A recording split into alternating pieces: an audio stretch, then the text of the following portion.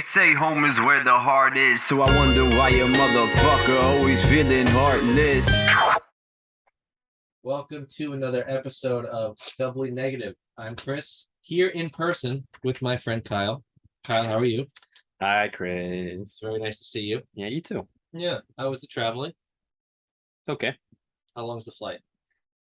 It's actually pretty quick compared to the previous ones. It was 21 hours total. It was 2 flights.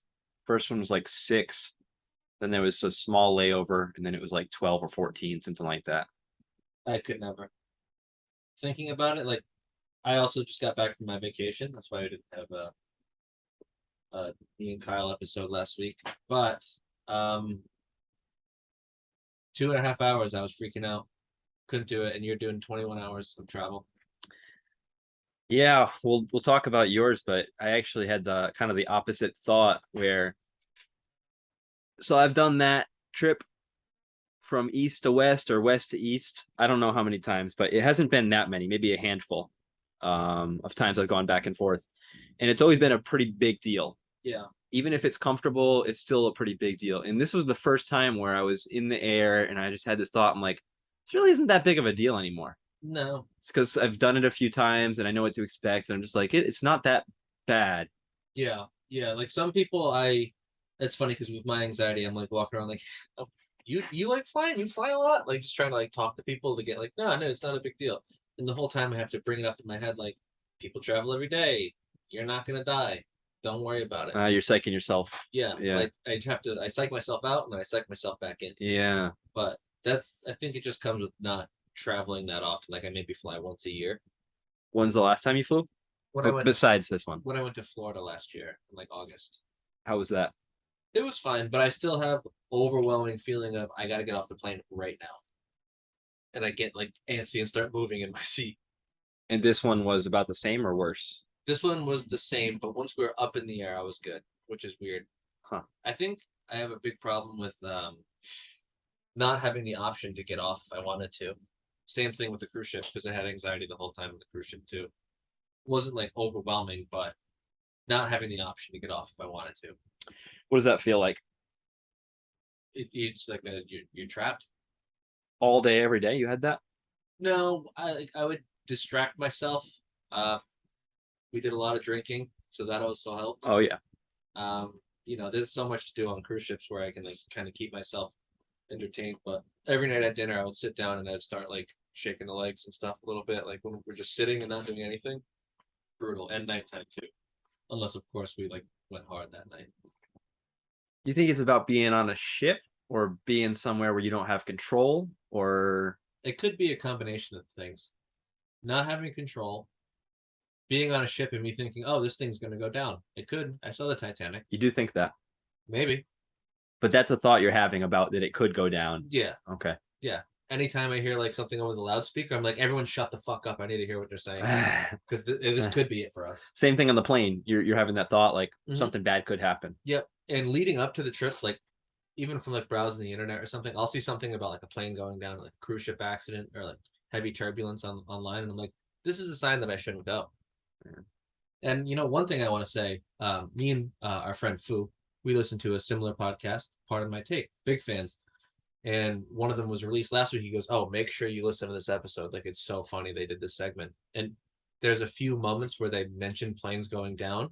And I was like, what the fuck, Fu? Yeah. What's that about? Did you do that on purpose? No, not at all. But I'm going to talk to him about it. Yeah. I haven't yet. Dude, I'm a sicko. When I'm feeling depressed, especially, I'll have the opposite feeling. When I'm on a plane and there's some turbulence, I'll think like, just fucking bring it down. Yeah. Just end it right now. I laugh, but that's awful. I've had that a few times because it's like, it's actually kind of perfect if you're not necessarily suicidal, but you want to die, because then it's not your fault. Yeah. It would probably be over pretty quick. It's like you have a weight off your chest that you didn't have to lift. Yeah. You lazy son of a bitch. Yeah. Someone else had to lift it for you. And then all the other people get to die too. Yeah, that's a little selfish. Oh yeah. But no, it's just interesting. It's kind of the exact opposite. Yeah. I've developed some tools to deal with anxiety while traveling, and that's one of the tools is to look at everyone around you Are they nervous right now? No. There's a child next to me. I'll do that a lot. Like there's literally a kid on the plane. He doesn't care. Why do I care? And I'm like, that's because he doesn't know what I know. You know? And I have these inner battles with myself the whole time. Damn. So how much does that impact your enjoyment of the whole experience? That's one of the reasons why I was like taking it a little more seriously, because I can't be that pleasant to be around because I'm way more high strung when I'm that anxious. And like I found myself snapping a few times when I didn't really need to, and I was feeling like an asshole because it's not anyone else's fault that I'm feeling this way, but I literally can't help my reaction. It's because my RPMs are through the roof right now. Yeah, yeah. If you're in that kind of state, whether it's anxiety or depression, or whatever it is, if something's really bothering you and then someone else is trying to have a lighthearted conversation, Yeah. you're just not going to be able to get on that wavelength. No, yeah. And just being a miserable asshole, like snapping at things. I still had a great time. I don't want to say that I was freaking out the whole time. It was still really fun. But I did feel once I landed in Providence, like, like I was able to breathe. Damn. Even like in between the flying days, like being on the ship, and, you know, getting off it. I just feel like I was able to finally breathe when I landed. And then freaking out about Ollie being home the whole time. Like I would text Kevin, who was watching him, how's everything going? And then he would be busy and not answer me right away. And I would start freaking out. Like, he's not answering me because something's wrong. Something happened. He doesn't want to tell me. Does that make you feel like you don't want to travel in the future? No, I want to get over it. I can't just live my life. Like I need to be able to travel and go places because I like actually going to the places. But the whole getting there and doing things is a little tougher when I think I'm going to die the whole time. Does it feel like something that you can beat? Yeah, I think I just need to get back in therapy because I haven't made an appointment. But even on the ship, I told Michelle, I was like, listen, I need to get back in therapy and talk about this specifically because I'm being kind of an asshole sometimes because of my anxiety. Yeah. So she understood. She feels bad, but what are you gonna do? I signed up for healthcare in Rhode Island today. Really? Are you gonna get checked out? Yeah, man, it's weird because actually a listener of the podcast, I forget what we call him, Steve Kromanowski or something. Yeah, something like that. Petrangelo Bowski. Yeah, that guy. Yeah, good guy. Yeah, I saw him and he was asking me like, oh, so you're gonna go take that psychological evaluation? Oh yeah. And I kind of hemmed and hawed. I'm like, oh yeah, I'm thinking about it. And he is really weird, man, when people listen to the podcast and they remember what you said more than you do. Yeah. You know what I mean? Yeah. And he's like, you're kind of indifferent right now, but on the podcast I heard you were saying you have to do it because you were very gung ho. Yeah, I remember now. Yeah. That was my energy, right? I'm coming back to Rhode Island in large part because I want to take this more seriously. I want to take that test. And then he kind of reminded me, and I realized like, wow, that's what my mind and my moods can do. I can totally change my intentions. And it is something that like I'm taking steps to get on that now, but it's exactly what happened to me before where, you know, I had that breakup. Yeah. And then I said I was going to do these things and then I didn't. And this time I was kind of already doing therapy, but I'm still in therapy now, but still it's so easy to switch that flip that switch and become complacent. It takes one bad day. And I think that's where I go back to. Like I just become complacent and like deactivated and that's where I was just a couple days ago. And I kind of still feel that way, but I did man, I hate that stuff, administrative stuff. I had to log into like healthcareinrhodeisland.com and account. yeah, I hate it, but I did it. So I don't know how long it's going to take. And that was like, man, so I kind of rely on my mom and my sister for these types of things. And they both said, oh, we'll figure it out. So I should have been the one taking responsibility, but I didn't realize this might take 30 or 60 days to even activate. Yeah. And that would suck, man. Yeah. I would feel so stupid. And you'll lose so much more momentum too if it's like, yeah, you have more and more separated from actually wanting to do that. Yes. That's why guys like us, or maybe just guys in general, because I feel like a lot of guys rely on their significant other or, you know, females in their life to like kind of push them through this stuff. Yeah. We're just big children until the day we die. Definitely not all guys, but definitely me and definitely you. Yeah. I mean, you could probably go back 10 episodes, maybe even more of me going, I gotta get back to therapy. And then to when me and my therapist broke up and she moved. And I was saying, no, I'll get right back into it. Here I am months later, not back into it. This whole so I view therapy on one side of this should I say chasm? You know that word chasm? Chasm. You know what I'm talking about, right? Like the microcosm? No, it's like a like a like a Grand Canyon type split in the And that's the chasm or I chasm? think so. I don't know. I What's could be wrong with wrong. Oh, okay. So I view therapy on this side of the chasm where it's safe and pretty much everyone these days. Well, these days, a lot of people would say, yeah, everybody should be in therapy. It's a good thing, right? Yeah. Most people are not going to tell you that's crazy. Yeah. Right. I view the psychological evaluation and then possible medication on the other side.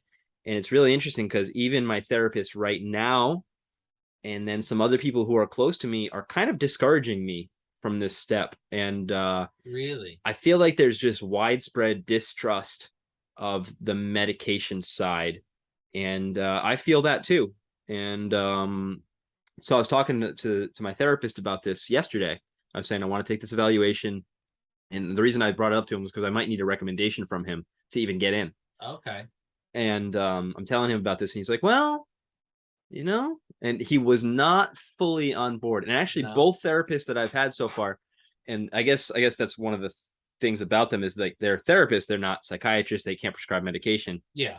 But even therapists in the mental health field are just like hesitant and it just sucks that like you can truly want to get better, but still not know how to do that and still worry about doing the wrong thing. Do you think it's because your therapist wants more time with you because they're not sure if medication is what you need or if we can work this out through psychotherapy first? I think that could be a big thing. Absolutely could be. Just let me see first. You haven't given me enough time. Like we could have different avenues. Let's not jump straight to medication because then you'll start relying on that medication. Yeah. So I think it could be that. So maybe he just wants you to take your time. I mean, you can still go get this this evaluation done. I say exam like you're taking a test. Get this evaluation done, and then not hop right on medication. You can just see like, hey, here's the test, here are my results. Maybe you could give him a tool to help you. That's what I told him too. Yeah. That's what I said. I said I want to do this evaluation regardless of possibly taking medication or not, just because. Well, and even just for this fucking podcast, dude, I've been talking about my own self-diagnosis for over a year. Yeah. It would be something to have it on paper from an institution or whatever that says, yeah, you probably got this stuff. That would lend me some street cred in the world of being mentally ill. How would you feel if you were completely wrong about your diagnosis and they're like, no, dude, you're good? If it was something else other than what you think it is? Probably a variety of things. I imagine part of me would immediately distrust the evaluation. Yeah. You'd be like, that was a crock of shit. Bullshit. Yeah. I imagine part of me would be disappointed. I imagine part of me would probably be happy, unless depending on what it was, right? If I got like something that I perceive as more serious, I'd be pretty worried. I'd imagine you doubt yourself too. Yep. In the answers that you gave, like maybe I answered this the wrong way, and that's why. Was I really feeling that way, or was I feeling pressured by the question? Right. Well, this is the discussion that you and I had a couple podcasts ago, and then me and Kromanowski have had a couple times. Yeah, Kromanowski, good guy. And it just seems, again, I haven't taken the test, but it seems like as long as you don't lie, it should be fairly accurate. But I don't know. Hopefully I can report back after taking it. I feel like there are a lot of questions that they ask in those evaluations, though, where it's kind of like, well, kind of sometimes, like, I feel that way, but not all the time. And you try to like gauge it yourself, but it's hard to gauge yourself. Like on a scale from 1 to 10, how often would you have these dark feelings or something? That's just a stupid like example question, but I don't know, 7. I get what you're saying. Yeah, I just think from my understanding, it just is so comprehensive. They're going to ask you so many questions about so many different periods of your life. And I didn't know this before, but they also ask for questionnaires to be filled out by people in your life. Really? Yeah. So your significant other, your family members might answer some questions about you. And that part immediately, because I learned about this from Kromanowski a couple of days ago. Yeah. And that part immediately threw me off. And it started, I started having this narrative in my head, like, oh, I don't want to do this actually. I don't want to I don't want to involve other people. Do you think will you be able to see what they write about you before handing it in?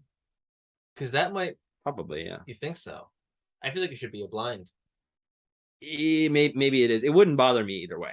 You don't think you would be like, no, you're wrong. I opened. You're wrong on this one. Yeah. You gotta do. You have an eraser? Let's fix that and initial it so he knows. I would hope I wouldn't do that, but I guess I wouldn't know. It's tough to know until you get there. Yeah.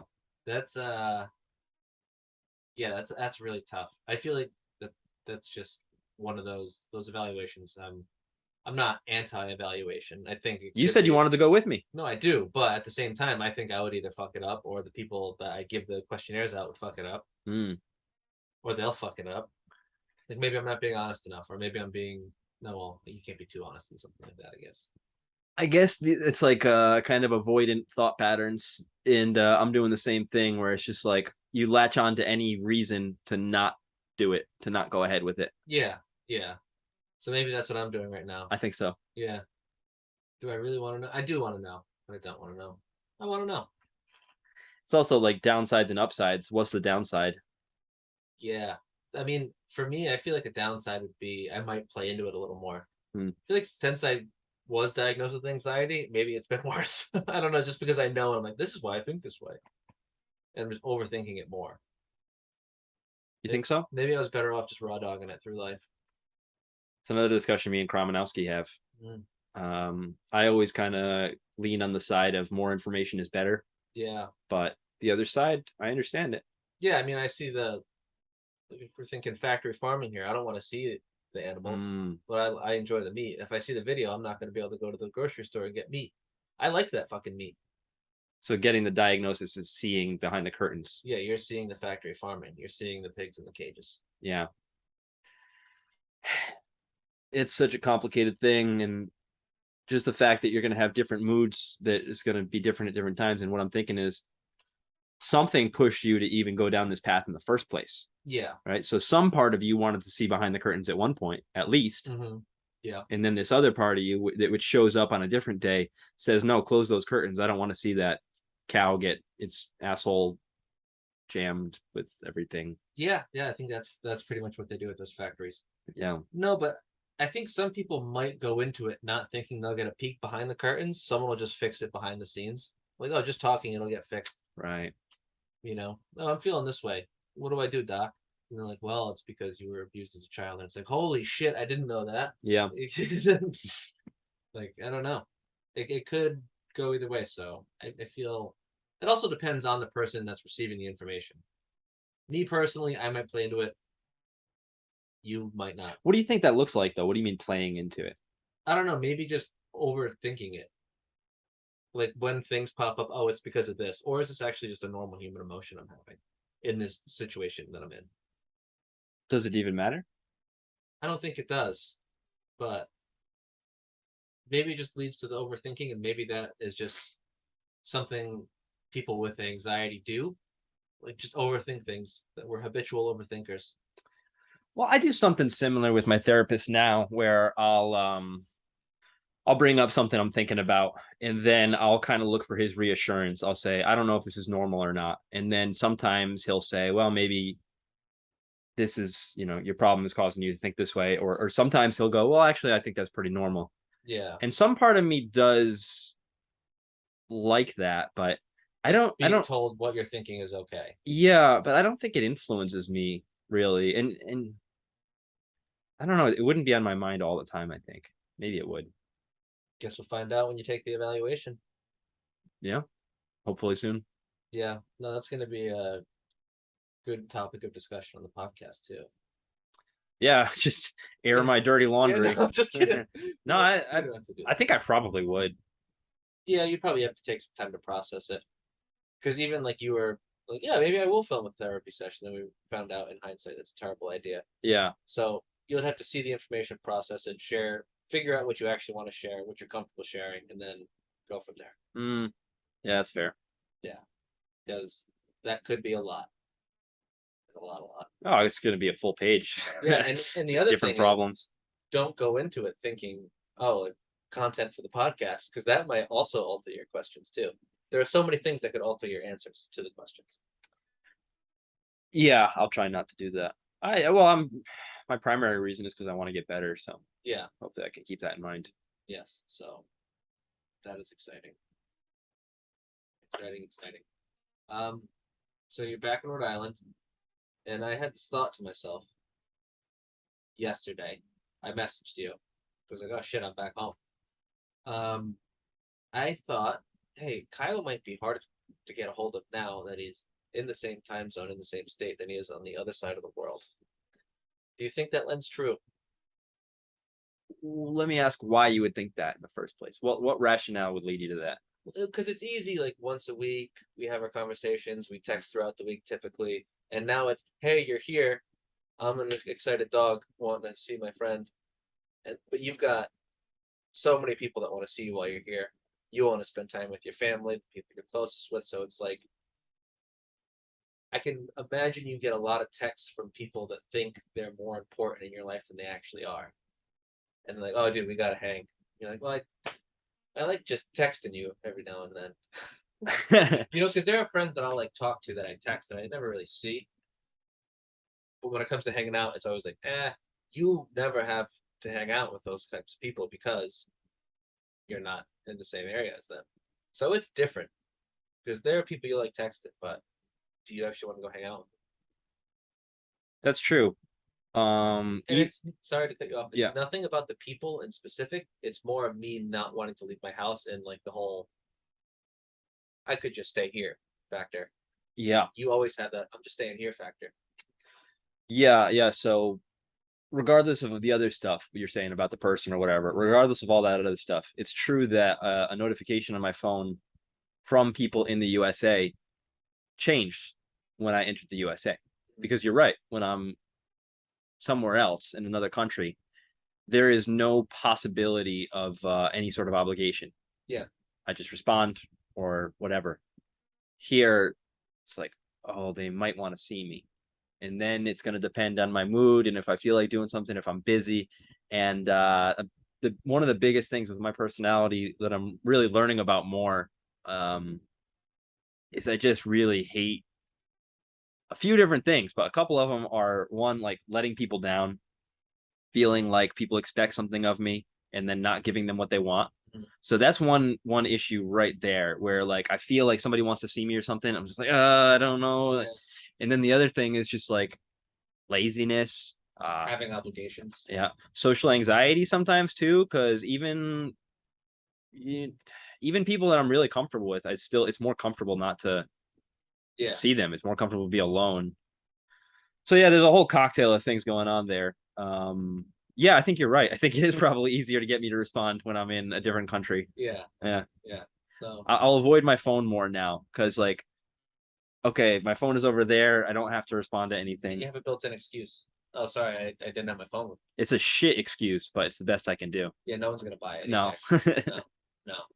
Me preparing for you to come here, I was kind of like, even me and Pete were talking last night. I was excited, like, I'll see if Kyle wants to play soccer. I want to say, well, you just got here. Let him breathe and not be an overbearing friend. Yeah, just don't expect too much from me. Yeah. I'll do stuff with you, but just don't make me feel like I have to. Yeah. That's why I was like, when I told Pete, I was like, I don't even know if I want to ask him to play soccer. He's probably got stuff going on. He just got back. There's plenty of people he needs to No. The change. best way would be to say, here's the best way. Yeah.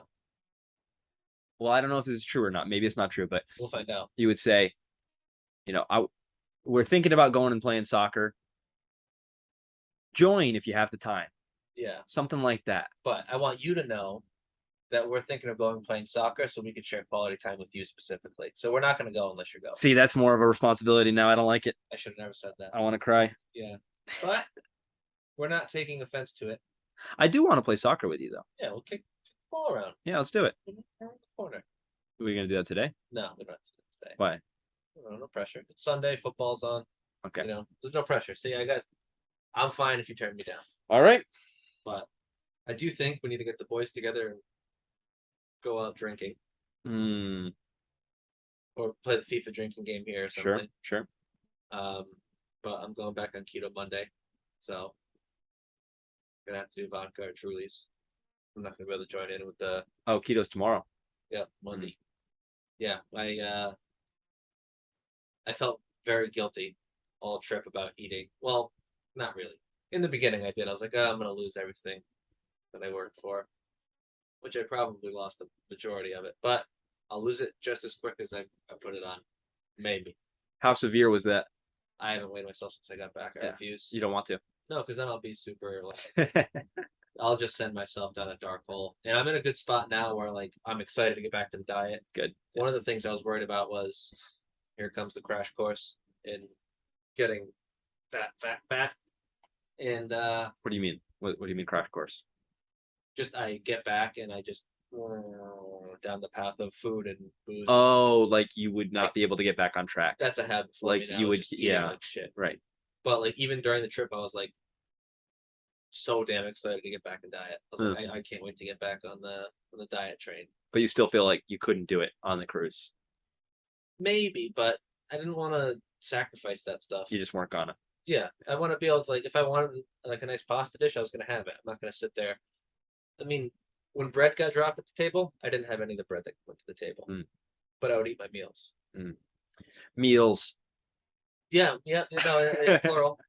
I mean, so the way the dining works on the cruise ships is they have like their standard menu that they have every night. Then they also have specials every night. And there's like 5 or 6 for appetizers, for desserts, for mains. For the most part, I would get 1 appetizer, 1 main, 1 dessert. But there were multiple nights where, well, those 2 appetizers both look good, but it was like a French onion soup and a salad. Oh, come on. All right. Then the appetizer would, be good, and then I'd get the main, and I would say, you know what, that looks good too. Let me get one of those. Why the hell not? What about the other stuff? Because Oh yeah, that's only a portion of the eating opportunities on a cruise. yeah. You just walk up, get There soft serve ice cream. There's all day eating opportunities. So let me just ask you this question: if you had to rate your indulgence from 1 to 10, where would it land? 1 being you were basically on your diet, and 10 being you turned into Ralphie May. Ralphie May.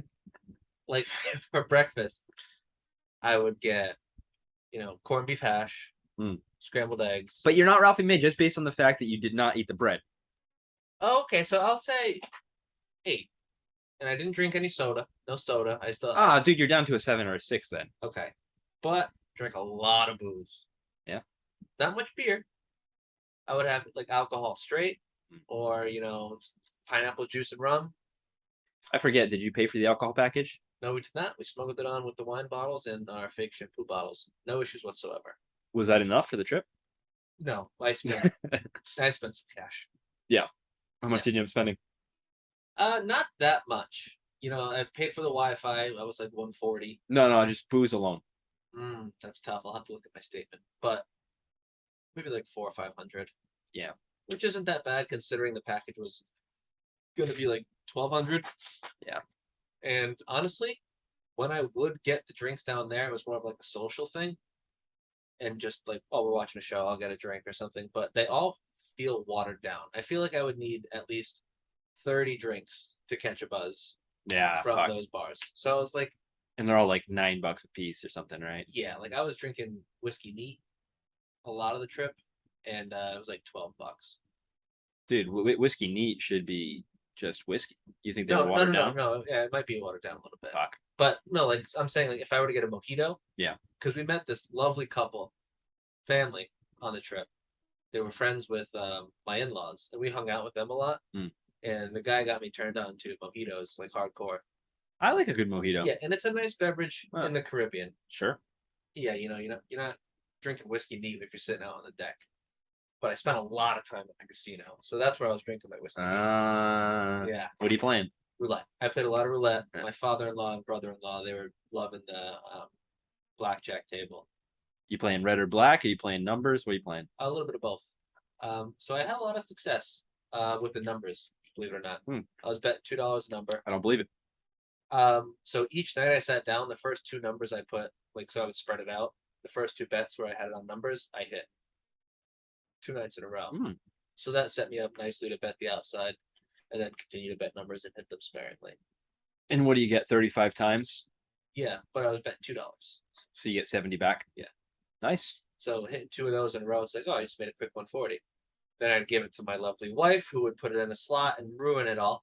But I would then win it back at roulette the next night. Sure. I probably left up $300, which isn't too bad.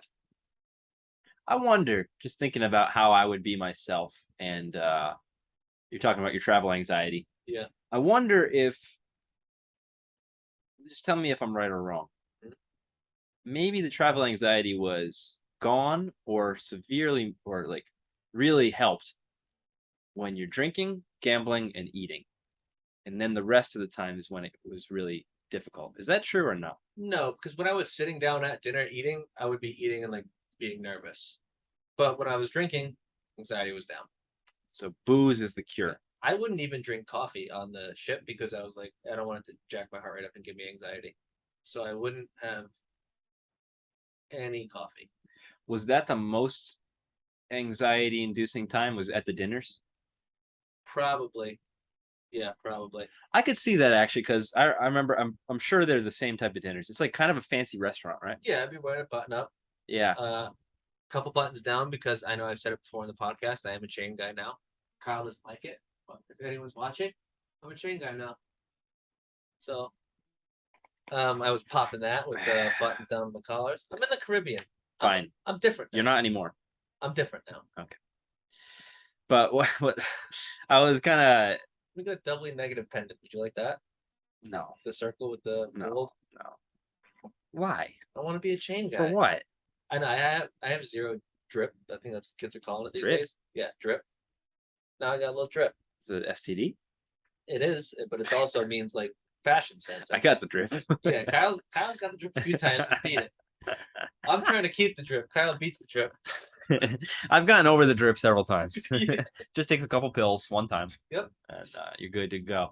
All right. So the reason I'm thinking the restaurant, the kind of fancy restaurant, is probably the least comfortable time of the cruise. And I'm just speaking from my own experience because at restaurants in general, unless it's really laid back, you're kind of sitting there like you gotta act by a script. Yeah. Sometimes you even have other strangers at your table too. Is that what was going on? No, we had our own private table. Okay, because I think half the time I had strangers at my table. You got like a bigger table, No, and then you're less comfortable. For the most part, everyone had their own table on this one. Yeah, and also you feel well. I did anyway. You feel like you got to behave a certain way because you're kind of in a fancy place. So, for example, you're not going to be on your phone. Well, you probably weren't anyway. No, I didn't have my phone for most of the trip. I left it at the room, and it was just kind of to communicate with my mother-in-law. Yeah. So what I'm thinking is like you just had this kind of dead space where you're talking to your beautiful wife, of course, but there's also some time to feel the anxiety. Yeah, you're sitting there like in your thoughts because you're not involved in every conversation that's happening, or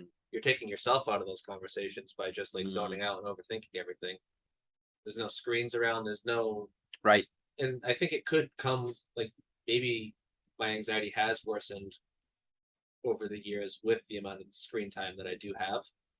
Because anytime I have this, oh, boom, I can look at my phone and now when you take that, warm blanket, those flashy lights away, like from the casino or from, whatever you're doing, you feel more alone in your thoughts. Yep. I think that's made way worse by cell phones for probably everybody. Yeah, man. Yeah, I was playing FIFA last night. Mm-hmm. Haven't played in more than a year.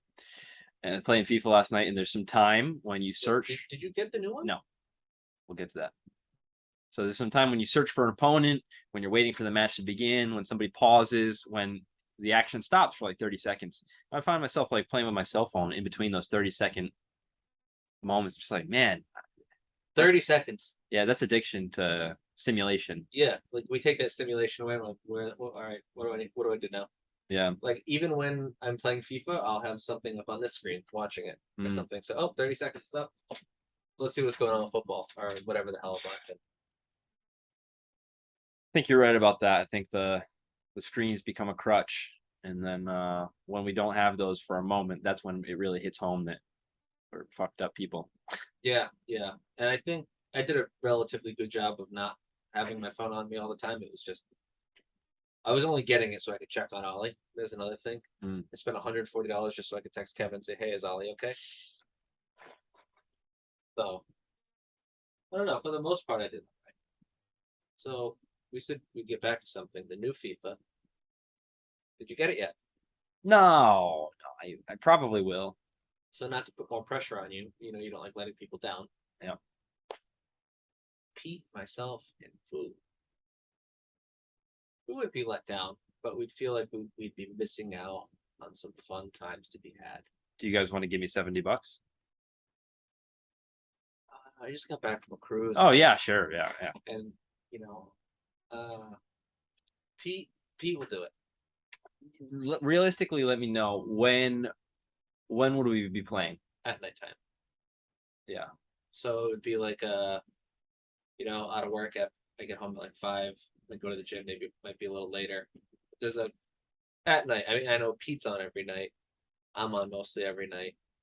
What time? Like 6-ish. Sometimes like we'll play later in the night too, like 8 and on. All right, I think I could probably make it work. Yeah, the latest would be up is probably like 10:30, 11. But if we're playing pro clubs, then on the weekends it's different. Have you already started pro clubs? We've been waiting for our striker. You haven't started. Nope, we've been waiting for our striker. All right, I'll get it. I'll get it. Yep. And I'm not gonna tell Pete or Fu. I'm just gonna tell him you got to tune in to the pod. Mm. Yeah. Sorry if you want to hear. Good idea. I talked to Kyle. He had a lot to say about it. A lot to say. You tell me what you think he's gonna do, and they just get to this part and they go, "He's getting it." Mm. So you heard it here first. No, that's good stuff. So we're gonna do that. We're actually gonna play soccer too. You're here for a couple months. We're not doing it all this week, all right?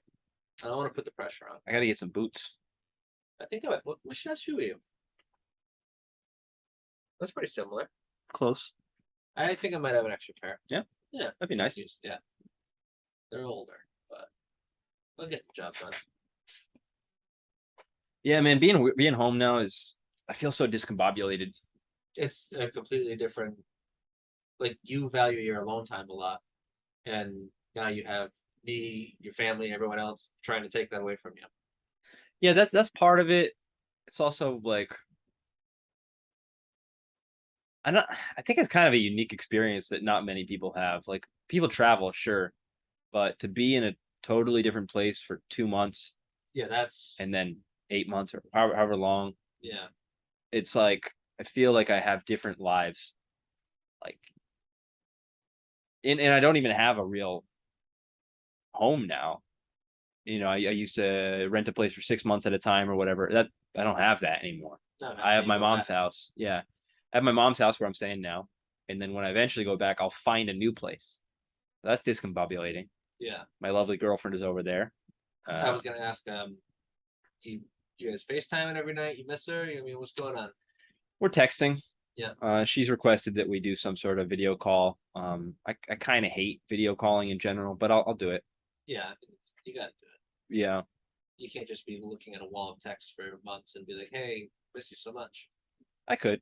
You could, but it would probably feel weirder than it Yeah. would No, we'll have a conversation. getting reacquainted almost. Even though you guys are as close as you are, it would probably feel like a reacquaintance period. Yeah. Like, what bad habits did you pick up over there? What bad habits did you pick up while I was here?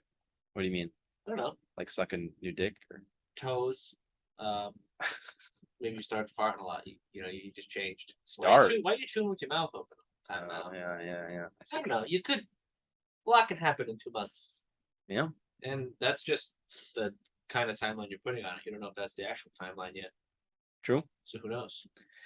Yeah, so there's those things. There's my living situation. There's my relationship, friendships. Are just totally different here and there. Work. I'm looking for jobs right now, but I'm not working. So that is also like I just feel it's just weird. I can't really describe it. It just feels strange to be one place and then to get on a plane or 2 planes for 20 hours and then be in a totally different world. Literally everything flips upside down, including time. Oh yeah. I shouldn't have transitioned this way because I might have given it away already, but I think I gave it away already. Transition too soon. Oh well, I'll talk about something different then. So I do have transportation this time. All right. Got my mom's car, but also my sister lended me her scooter. So I got that. You're gonna be scooting around Coventry? I could. It's cold. It's cold. Yeah. But something funny the first time I was just testing it out. So I'm going around the block and I'm driving and I see this other dude on a motorcycle, like a Harley or something. I wave to him, but he looks like angry at me. Yeah, because he's like, you don't like, you know how motorcycle guys have that wave. He was like, does this guy really think he's one of us? Yeah, This maybe that's fucking why. Pussy. Maybe that's why. This pussy on a Vespa. Maybe that's why. But actually, I don't think it was because so I was just going around the block and it turns out he was too. So I saw him again. And this time he was really angry at me. And I noticed that he was kind of on my side of the road. Well, actually, I was driving 100% on the left side of the road because because I've been driving in Indonesia for, you know. Wow, you actually forgot. Yeah. That's so funny. How did you get here in the car? You all right? I noticed you were parked on the wrong side. Oh no, I'm good now. Yeah, I did park on the wrong side of the road. I noticed that. No, I figured it out. But the first time I drove was on the scooter, just kind of going around the block, and I was 100% on the wrong side of the road. Yeah. And it took me that interaction to realize it. By the way, I faked you out. I don't know if you realized. Because You said you'd be here early and got here at 12? No. No, about this that too. No, about that story, because I said I might have given it away. Oh. And then I said, oh, I'll talk about something different. But I didn't talk about something different. I talked You about did the throw same me for a thing. curveball. Yeah. I didn't know where you were. I was like, we'll put a pin in that. Yeah. And bring it back. Yeah. No, that's funny. It's a good thing you did that. You weren't just like, all right, I'm heading to Chris's. In the fucking car. Yeah. You get Yeah. the car, you're driving on the wrong side. Yeah, because I was confidently driving on the left side of the road. That's just this fucking what guy, I'm used bro? to. Yeah. And then he passed you on the other side of the road? Well, yeah, the first time, like he just kind of was like in the middle, and then he went to the right, to the left side of his side, Mhm. and then the second time we were just coming straight for each other, and I was like, "What's this guy doing?" Yeah. And I'm sure he was thinking something similar. Yeah. Maybe you should just drive around the block until you see him again, so he knows That I know now. because he probably called the cops. Might have. There's no way this guy has a license. Yeah, yeah.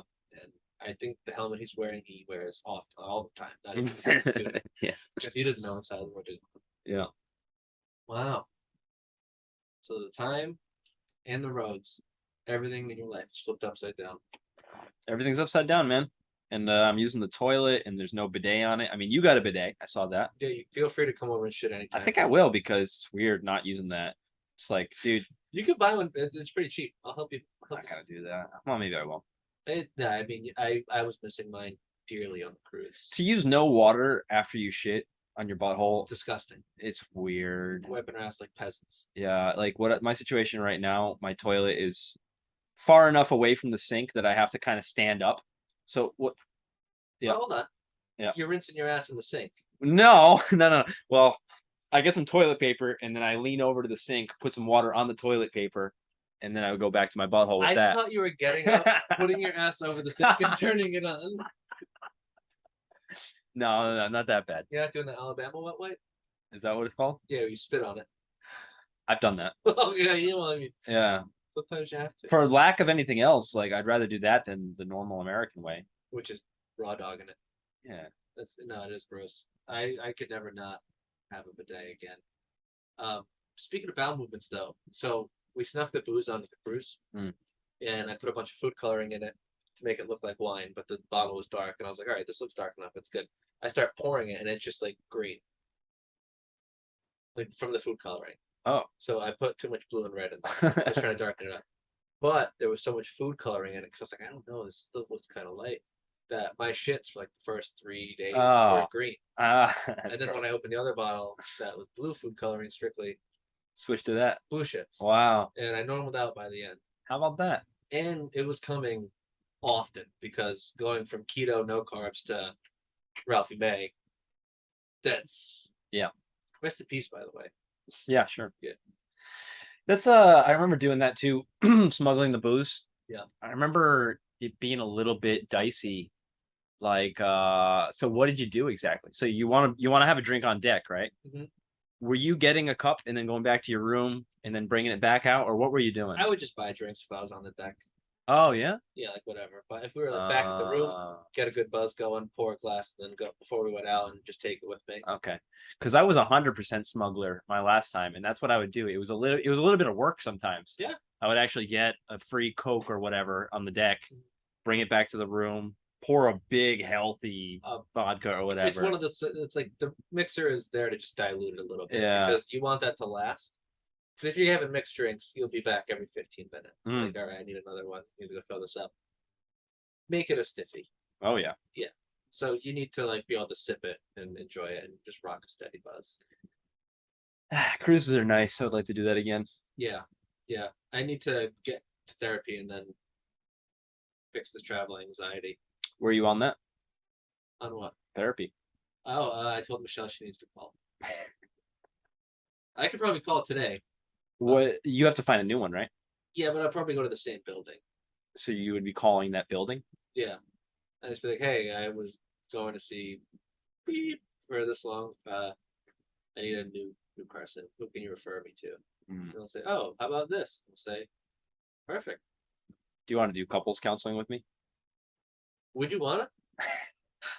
So what's wrong? Nothing. We were happy as a clam. Well, I was just thinking because I don't know. I'm here now, and you're going to this building. I was thinking maybe I should go to that building, and then that popped in my head. Maybe we could do couples counseling. That'd be funny. What would we talk about? Yeah, we seem to have a pretty healthy relationship for the most Yeah, part. that's what I mean. I don't know. Well, let's figure it out. Uh, We got to play the newlywed game so we can get some things going. mm, They had one of those shows on the trip, so that like it was like, oh, this is funny. yeah. So maybe we do the newlywed game. We'll have someone come up with the question. Someone will be the host. They'll come in. What's one thing your partner does this? That's funny. Like, yeah. Yeah. So we actually ended up playing that up in our room. Me and because Michelle wanted to get on the show so bad, like up in front of everybody. You didn't? No, because we didn't fall into any of the criteria as Mm. far as like who's been married for 50, under a yeah, year, whatever, over yeah. 50. Yeah. So she wanted to get on so bad, and the prizes were actually pretty fucking sick. So I wish we did, but we didn't. So like we played it with the other couple we were on with, my brother-in-law and his girlfriend. It was actually a blast. How'd you play it? You We- like Googled questions? Or No, what? we like separated. So first I was hanging out with his girlfriend, So you're splitting off, and you were talking to the. his girlfriend and their brother and sister. They went to talk in the other room. Came up with questions, asked, and then we like a round two where we each came up with different questions. And you were asked. hammered. It was like we're getting hammered. Let's do this, and Mm. might sound corny, but we had fun. So if you think it's corny, go fuck yourself. No, it's fun. It's Yeah. fun. Well, I wasn't talking to you. I was talking to listeners. Sure. What about the other stuff? Did you go to the disco, the comedy club, the? Went to the comedy club. Wasn't overly impressed with the comedians. We went to bingo one night. Sure. You know, we went to salsa dancing, karaoke one night. Oh, that's cool. You know, we went to like they had like this club night. Mm. We got pretty drunk and went there. You know, breakfast. I actually went to the gym twice. Oh, Yeah, I would have wanted more, but you know, when you're at the ports, I'm not going to spend time with the gym. Sure. I'm getting off, and I'm drinking on the island. mm-hmm. I'm not going when I get back. What about the movies? You go see any movies? No, they were playing Batman, and I was like, really, a 3 hour movie? Oh, Robert Pattinson. Yeah, I started watching that on the plane. I'm a fan. I like that movie. I do too, actually. But He did a good job. the second time watching it, I wasn't as interested. I don't know. What, you already watched the first one time? Well, that's what I was thinking. But like the Bale movies, I think I'm So good. way more into on rewatches. So like maybe The rewatchability is there because they're not as long, and I feel like there's more action. could be, More. This one's like a dark, like I don't know. could be. I think so. I think just the it doesn't necessarily make them better. That's up for debate. Who knows? But I think that movie is just you saw it once. It was really, really fucking good. Just a different outline. I watched like 8 movies on those flights, dude. Well, you got plenty of time. I can't sleep. Yeah. So I watched like Dune, The Lost City, Was Dune good? I heard Batman. Dune was really boring for me, All right, and I wanted to like it. because everyone was like, "Oh, it's so good." I wanted to like it. It's kind of up my alley. I kind of like sci-fi stuff. Mm. But it was just boring. I fell asleep during it. Yeah. The Lost City was eh. Then I saw a couple Japanese movies. Both of those were really good. The Yeah. Wandering, and then Yes, I Can't Swim. A lot of Okay. the things. I forget what else I watched, but yeah, just dulling my mind with just endless movies. Yeah, they have chargers for you at Mhm. all those seats. Okay, because like my Switch made it through like 1.5 flights. Oh, that's beautiful. Yeah, if you got a Switch, if I had something like that, that would have been cool. I think it's Play a whole new game. You can get a Switch Lite. They're not that expensive. Yeah? It's like $200. That's pretty expensive. You want me and Pete to pay for that too? Yeah. No. Can you guys start a fund for me? Yeah, go fund Kyle. Yeah. Not even a GoFundMe. Go fund Kyle. Well, just sponsor a needy man. yeah.